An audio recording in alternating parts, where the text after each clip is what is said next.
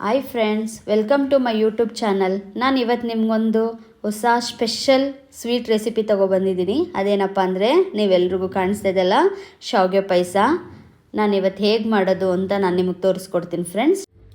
ಇವಾಗ ಶಾವಿಗೆ ಪಾಯಸ ಮಾಡಲಿಕ್ಕೆ 1 ಬೌಲಷ್ಟು ಶಾವಿಗೆ ತೊಗೊಂಡಿದ್ದೀನಿ, 3/4 ಕಪ್ಪಷ್ಟು ಸಕ್ಕರೆ, 10 ಗೋಡಂಬಿ, 10 ಬಾದಾಮಿ, ಸ್ವಲ್ಪ ದ್ರಾಕ್ಷಿ, ಏಲಕ್ಕಿಕಾಯಿ ಪೌಡರು, ತುಪ್ಪ, ಅರ್ಧ ಲೀಟ್ರ್ ಹಾಲು. ಮೊದಲಿಗೆ ಒಂದು ಬಾಣಲಿ ಇಟ್ಕೊಂಡಿದ್ದೀನಿ, 1 ಸ್ಪೂನಷ್ಟು ತುಪ್ಪ ಹಾಕ್ಕೊಂಡಿದ್ದೀನಿ. ನೀವು ತುಪ್ಪ ಬೇಡ ಅಂತ ಅಂದರೆ ನೀವು ಎಣ್ಣೆಲಾದರೂ ಮಾಡ್ಕೋಬೋದು. ಪಾಯಸ ಅಲ್ವಾ, ತುಪ್ಪ ಹಾಕಿದ್ರೆ ಚೆನ್ನಾಗಿರುತ್ತೆ. ಇವಾಗ ತುಪ್ಪ ಕಾದಿದೆ, ಬಾದಾಮಿ ಹಾಕೋತಾ ಇದ್ದೀನಿ, ಗೋಡಂಬಿ. ಇದನ್ನು ಸ್ವಲ್ಪ ಫಸ್ಟೇ ಫ್ರೈ ಮಾಡ್ಕೊಳ್ಳೋಣ.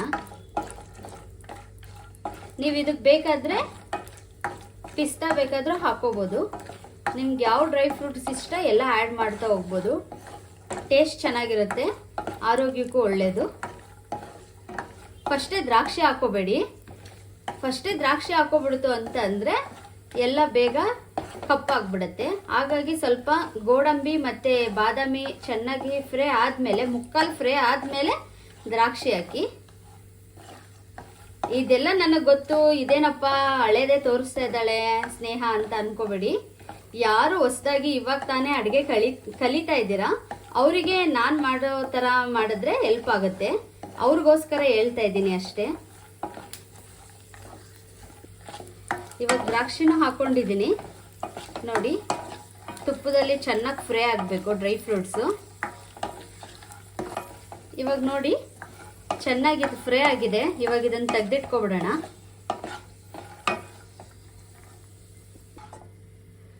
ಇವಾಗ ನೋಡಿ ಎಲ್ಲ ಕರ್ದಿರೋದೆಲ್ಲ ತೆಗೆದಿಟ್ಕೊಂಡಿದ್ದೀನಿ.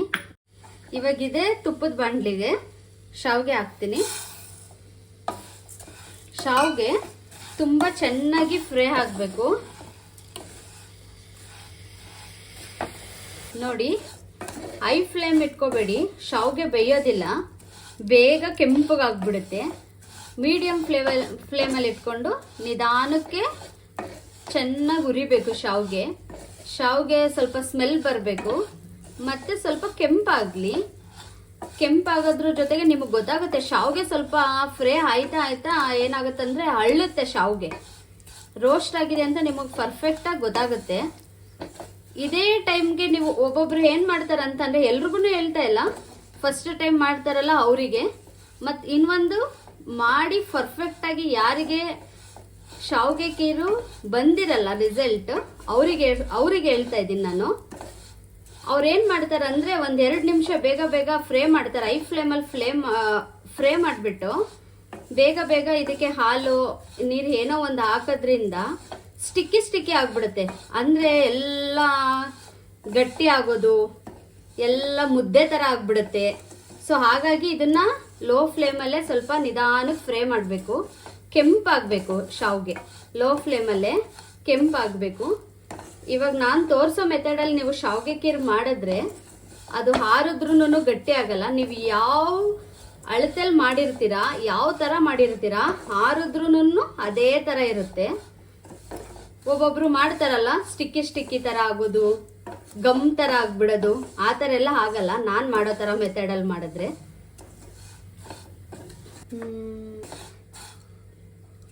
ಇಲ್ಲಿ ನೋಡಿ, ಇಷ್ಟು ರೋಸ್ಟ್ ಆಗಿರಬೇಕು.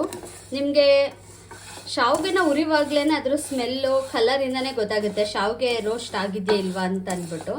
ಇವಾಗ ಚೆನ್ನಾಗಿ ಹುರಿದ್ಮೇಲೆ ಇದಕ್ಕೆ ನಾವೇನು ಮಾಡ್ಬೇಕಂತ ಅಂದರೆ, ನಾವು ಯಾವ ಬೌಲಲ್ಲಿ ಶಾವಿಗೆ ತಗೊಂಡಿದ್ವಿ ಅದೇ ಬೌಲಲ್ಲಿ ನೀರು ತಗೋತಾ ಇದ್ದೀನಿ.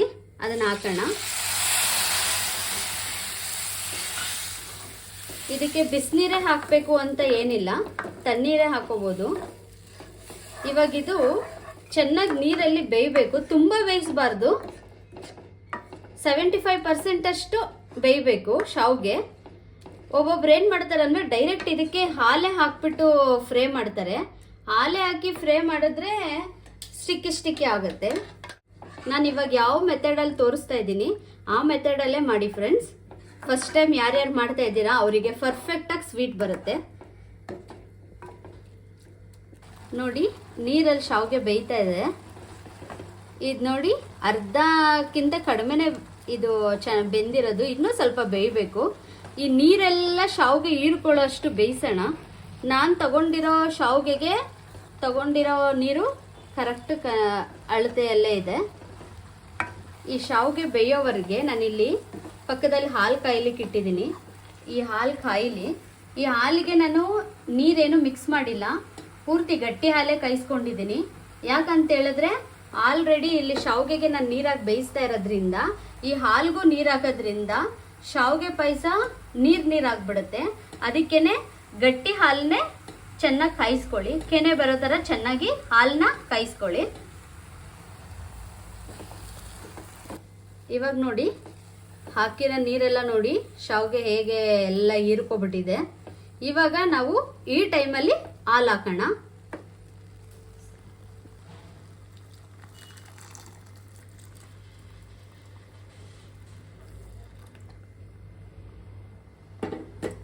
ನಾನು ಇವಾಗ ತಗೊಂಡಿರೋ ಹಾಲಲ್ಲಿ ಅರ್ಧ ಲೀಟ್ರ್ ಹಾಲಲ್ಲಿ 3/4 ಭಾಗ ಹಾಕಿದ್ದೀನಿ ಅಷ್ಟೇ. ಇನ್ನೊಂದು ಸ್ವಲ್ಪ ಹಾಗೆ ಉಳಿಸ್ಕೊಂಡಿದ್ದೀನಿ. ಒಂದೇ ಸಲ ಹಾಕ್ಬಿಡ್ಬೇಡಿ. ಒಂದೊಂದು ಶಾವಿಗೆ ಜಾಸ್ತಿ ಹಾಲು ಕುಡಿಯುತ್ತೆ, ಅಬ್ಸರ್ವ್ ಆಗುತ್ತೆ. ಇನ್ನೊಂದು ಶಾವಿಗೆ ಹಾಲು ಜಾಸ್ತಿ ಹೀರ್ಕೊಳ್ಳಲ್ಲ. ಹಾಗಾಗಿ ನಿಧಾನಕ್ಕೆ ಸ್ವಲ್ಪನೇ ಹಾಲು ಹಾಕೋತಾ ಹೋಗಿ. ಇವಾಗ ನೋಡಿ ನಾನು 3/4 ಭಾಗ ಹಾಲು ಹಾಕಿದ್ದೀನಿ.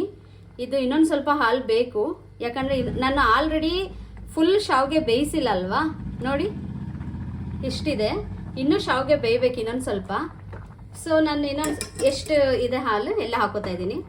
ನೋಡಿ ನಾನು ತಗೊಂಡಿರೋ ಪ್ರಮಾಣಕ್ಕೆ ಅರ್ಧ ಲೀಟ್ರ್ ಹಾಲು ಪರ್ಫೆಕ್ಟಾಗಿ ಬೇಕಾಗತ್ತೆ. ನೋಡಿ ಲೈಟಾಗಿ ಕುದೀತಾ ಇದೆ. ನಿಮ್ಗೇನಾದರೂ ಅರ್ಧ ಲೀಟ್ರ್ ಹಾಲು ಕಡಿಮೆ ಅನಿಸಿ ಶಾವಿಗೆ ಕೀರು ಗಟ್ಟಿ ಅನಿಸ್ತಾ ಇದೆ ಅಂದರೆ ಒಂದು ಟೀ ಗ್ಲಾಸಲ್ಲಿ 1 ಗ್ಲಾಸ್ ಆಫ್ ವಾಟರ್ ಆ್ಯಡ್ ಮಾಡ್ಕೊತಾ ಹೋಗ್ಬೋದು. 1 ಲೋಟ ಹಾಕೊಳ್ಳಿ ಸಾಕಾಗೋ ಸರಿ ಹೋಗುತ್ತೆ. ಬಟ್ ನನಗೆ ಕರೆಕ್ಟಾಗಿದೆ ನೋಡಿ ನಾನು ತಗೊಂಡಿರೋದು. ನೋಡಿ ಚೆನ್ನಾಗಿ ಕುದೀತಾ ಇದೆ. ಈ ಟೈಮಲ್ಲಿ ಏನು ಮಾಡಬೇಕಂತಂದರೆ ನೀವು ಅವಾಗವಾಗ ಮತ್ತು ಇನ್ನೊಂದು ಏನಂದರೆ ಫ್ರೆಂಡ್ಸ್ ಅವಾಗವಾಗ ತೋಳಿಸ್ತಾ ಇರಿ. ಇಲ್ಲಾಂದರೆ ಹಾಲು ಗಟ್ಟಿ ಹಾಲು ಹಾಕಿರೋದ್ರಿಂದ ಸುತ್ತ ಕೆನೆ ಕಟ್ಕೊಬಿಡುತ್ತೆ, ಚೆನ್ನಾಗಾಗಲ್ಲ ಕೀರು. ಆಮೇಲೆ ತಳ ಹಿಡಿಯೋ ಚಾನ್ಸಸ್ ಇರುತ್ತೆ. ಸೊ ನೀವು ಆದಷ್ಟು ತಳ ದಪ್ಪ ಇರೋ ಅಂಥ ಬಾಣಲಿ ಇಲ್ಲ ಅಂದರೆ ಈ ಥರ ನಾನ್ ಸ್ಟಿಕ್ ಬಾಣಲಿಗಳನ್ನ ಯೂಸ್ ಮಾಡಿ. ನಾನ್ ಸ್ಟಿಕ್ ಇಲ್ಲ ಅಂದರೆ ಬಾಣಲಿ ತಲ ದಪ್ಪ ಇರಲಿ ಆ ಥರ ಬಾಣಲಿ ಯೂಸ್ ಮಾಡಿ, ತಳ ಹಿಡಿಯೋದಿಲ್ಲ. ನೋಡಿ ಇವಾಗ ಶಾವಿಗೆ ಚೆನ್ನಾಗಿ ಬೆಂದಿದೆ. ಹಾಲಲ್ಲಿ ನೋಡಿ ಚೆನ್ನಾಗಿ ಬೆರ್ತಿದೆ. ಇವಾಗ ನಾವು ಇದಕ್ಕೆ ಸಕ್ಕರೆ ಹಾಕೋಣ. ನೋಡಿ 3/4 ಕಪ್ ಸಕ್ಕರೆ ತಗೊಂಡಿದೆ ಅಲ್ಲ.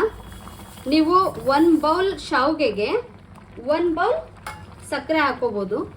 ಬೇಡ ನನಗೆ ತುಂಬ ಸ್ವೀಟ್ ಬೇಡ, ನನಗೆ ಮೀಡಿಯಮ್ ಆಗಿರಲಿ ಅಂತಂದರೆ 3/4 ಕಪ್ ಅಷ್ಟು ಸಕ್ಕರೆ ಸಾಕಾಗುತ್ತೆ. ಸಕ್ಕರೆ ಹಾಕಿದ್ಮೇಲೆ ಜಾಸ್ತಿ ಹೊತ್ತು ಕುದಿಸ್ಬಾರ್ದು. ಜಾಸ್ತಿ ಕುದಿಸಿದ್ರೆ ಪಾಕ ಥರ ಆಗಿಬಿಡುತ್ತೆ. ಸೊ 1-2 ಕುದಿ ಬರಲಿ ಇವಾಗ ಇದು. ಇವಾಗ ನೋಡಿ ಎರಡು ಕುದಿ ಕುದ್ದಿದೆ. ಸಕ್ಕರೆ ಎಲ್ಲ ಕರಗಿದೆ ನೋಡಿ, ನಿಮಗೆ ಗೊತ್ತಾಗ್ತಾ ಇರ್ಬೋದು. ಪಾಯಸ ಸ್ವಲ್ಪ ತೆಳು ಆಗಿದೆ ಸಕ್ಕರೆ ಹಾಕಿದ್ಮೇಲೆ. ಇವಾಗ ಇದಕ್ಕೆ ನಾನು ಆವಾಗಲೇ ತುಪ್ಪದಲ್ಲಿ ಕರೆದಿಟ್ಕೊಂಡಿದ್ನಲ್ಲ ಡ್ರೈ ಫ್ರೂಟ್ಸ್ ಆ್ಯಡ್ ಮಾಡೋಣ.